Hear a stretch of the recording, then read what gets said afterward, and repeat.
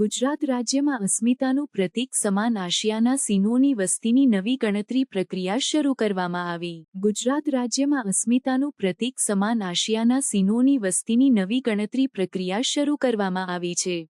આ ગણતરી direct bit verification પદ્ધતિ દ્વારા કરવામાં આવી રહી છે, જે ભારતીય વન્યજીવન વિભાગ દ્વારા અપનાવવામાં આવેલી અત્યાધુનિક અને વિશ્વસનીય ગણતરી પદ્ધતિ ગણાય છે.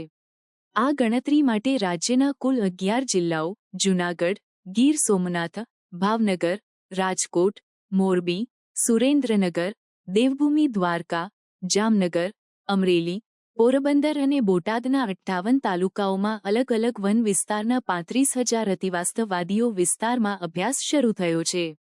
ગણતરી દરમિયાન ટ્રેકર્સ, સિગ્ન, દ્રશ્ય અવલોકન, કેમેરા ટ્રેપ અને વનકર્મીઓના સીધા નિરીક્ષણ દ્વારા સિંહોની હાજરી સહિતની માહિતી એકત્ર કરવામાં આવી રહી છે.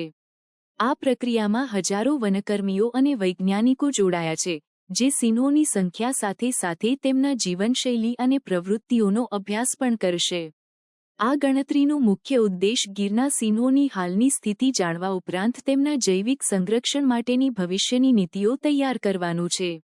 રાજ્ય સરકાર અને વન વિભાગના પ્રયાસોથી આશા છે કે ભારતના ગૌરવ સમાન આશિયાટિક લાયન માટે વધુ મજબૂત સંરક્ષણ પદ્ધતિઓ વિકસિત થશે.